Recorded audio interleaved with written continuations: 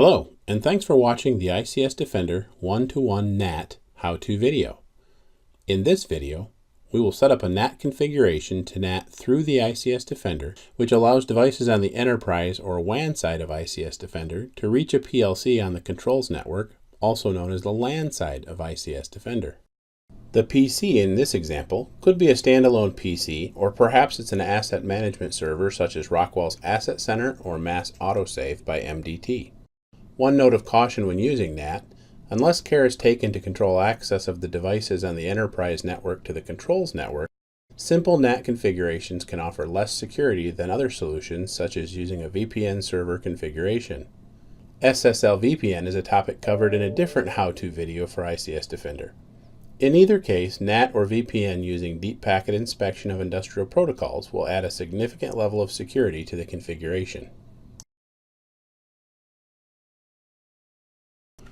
There are three assumptions made by this how-to video: a basic understanding of IP version 4 addressing, a basic understanding of network address translation, and the ICS-Defender startup wizard has been completed, and both the WAN and the LAN addresses are valid. There are four topics touched on in this video. Virtual IP addresses are addresses assigned to the WAN side of ICS-Defender, and they allow devices on the WAN or enterprise network to reach the ICS-Defender. The second topic we touch on in this video are aliases. We will create an alias for the PLC, which is a part of the controls network. While only minimally beneficial in such a simple configuration as that we're creating in this video, on larger configurations, using an alias instead of actual IP addresses allows for easier replication of the ICS-Defender configuration to other ICS-Defenders. The third topic we touch on in this video is the actual one-to-one NAT configuration itself. The last topic we'll touch on will be creating a WAN firewall rule. Once the NAT has been created, a firewall rule must be put in place to allow traffic through the NAT from the enterprise network to the controls network. Without this rule in place, the PC will not be able to send traffic to and from the PLC, effectively not being able to see the PLC. Please take a moment to note, to the right of each topic is a page number in parentheses. That's the page where this topic is covered in the ICS-Defender user guide. Network address translation, or NAT, is one methodology of many to access devices across two separate networks. In the example we're going to use today, a computer on the enterprise network needs to reach a PLC on the controls network. The computer's IP address is 172.1.0.137. The PLC, on a completely different address range, its IP address is 192.168.200.21. To accomplish this, we are going to assign a virtual WAN IP address for the PLC of 172.21.0.141. All devices that want to access the PLC from the WAN must use this address. In an application such as RS-Links, the address configured in the Ethernet driver is 172.21.0.141.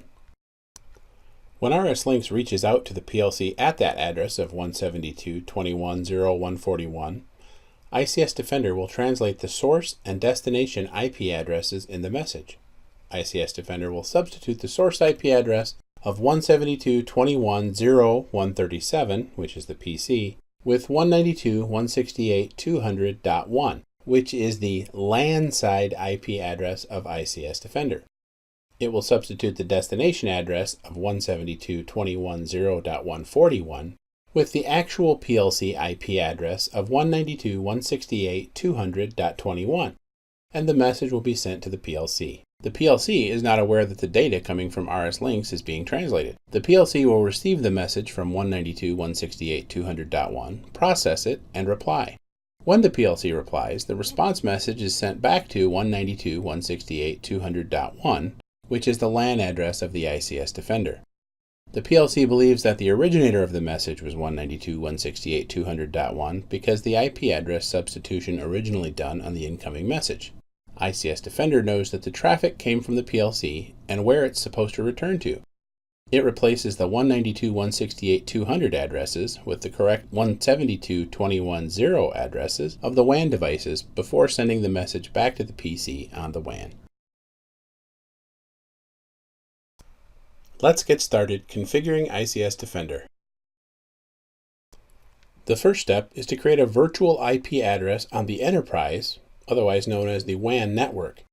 This is done by navigating to Firewall and Virtual IPs. Click the Add button to start editing.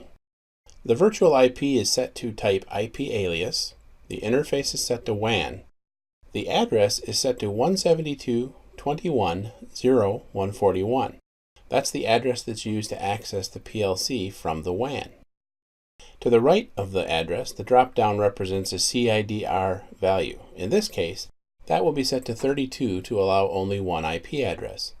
CIDR is another way to represent a subnet mask. On page 9 of the ICS-Defender user guide is a quick reference table showing subnet mask to CIDR conversion. Finally, add a description to the virtual IP configuration so that in the future its purpose is clear. Click Save to save changes and apply changes to make those changes active. A quick check shows that this IP address is the same IP address used in RS links. Step 2 is to create an alias for the PLC IP address on the controls network. From the menu, navigate to Firewall and then Aliases. Click Add to begin editing or creating the alias. We're going to name this alias Compact Logix L33ERM. We're going to include a description of the contents of this alias. Note that aliases could include more than a single IP address, so the description should reflect that. Enter the IP address of the PLC on the controls network, 192.168.200.21, and give this entry a unique description as well. Click Save, then apply the changes, and the alias will become active. Step 3 is to create the one-to-one NAT. Navigate on the menu to Firewall, then NAT. Select the One-to-One tab and then click Add to begin creating the NAT. The interface is set to WAN. The external subnet IP is the IP address on the WAN for the PLC. In this case, we're using 172.210.141. Internal IP is left at single host with an IP address of 192.168.200.21, which represents the actual PLC.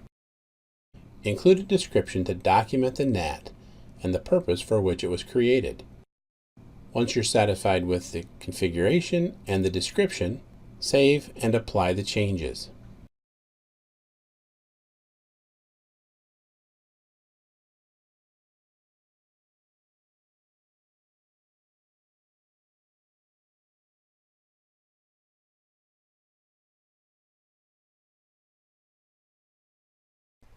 The final step is to create a firewall rule to enable the NAT traffic. This can be found on the menu by navigating to Firewall, Rules, WAN. Click Add to add a rule. The default settings for interface, address, family, and protocol are fine. The source address can be left at any. The destination should be set to single host or alias. Begin by typing a character in the destination address field, and ICS-Defender will display a list of aliases to use. Select the alias created in Step 2. The destination port range can be left to the default, but in this instance we want to make sure that only Ethernet IP traffic from an application such as RS links can reach the PLC. That being the case, we're going to change the destination port to Ethernet IP or 44818. Add a description field to the rule, save, and apply the changes.